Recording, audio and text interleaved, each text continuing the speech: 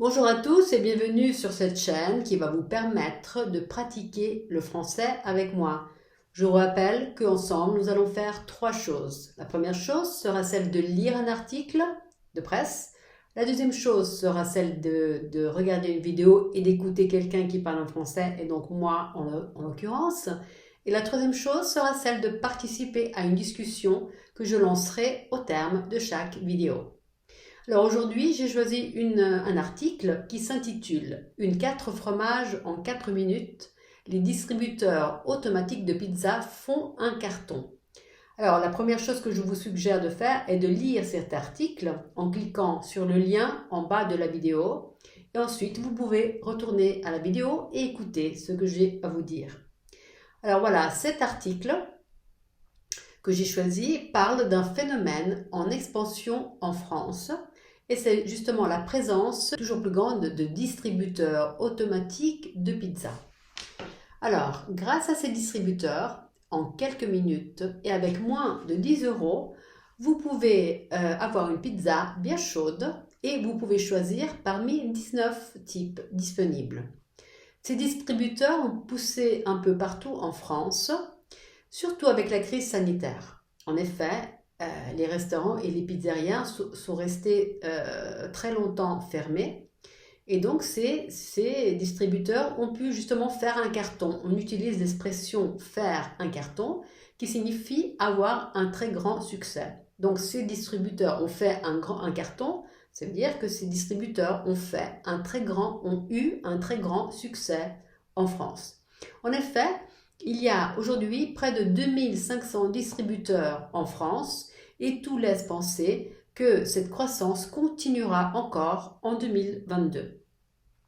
Ce système remporte un grand succès parce que c'est pratique. En effet, les jeunes qui rentrent de soirée ou les familles qui ne veulent pas cuisiner ou les personnes qui ont une pause brève au travail peuvent en quelques minutes manger une pizza en dépensant très peu d'argent. Les gérants de ces distributeurs assurent qu'ils utilisent des produits de qualité sans produits surgelés ou peu de produits surgelés. Et la preuve de cette qualité est que la clientèle ne cesse d'augmenter.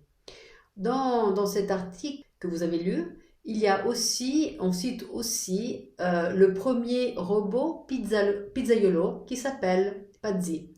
Oui, vous avez bien compris, il s'agit d'un robot pizzaiolo qui est capable de sortir tout seul jusqu'à 1200 pizzas par jour. Et ce robot a été conçu par Cyril Hamon et Sébastien Reverso.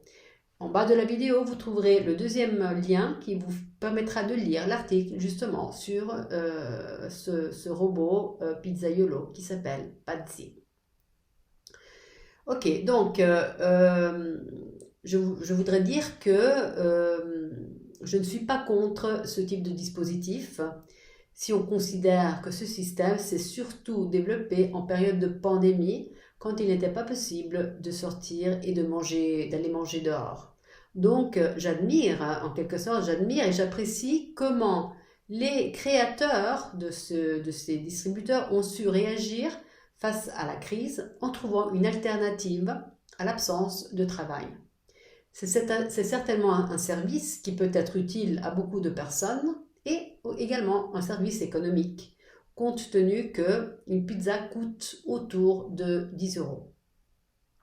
Je veux dire aussi que cela ne peut pas substituer une bonne pizza au feu de bois, mangée dans une pizzeria, à peine sortie du four, toute chaude, avec une personne réelle qui l'a fait de A à Z.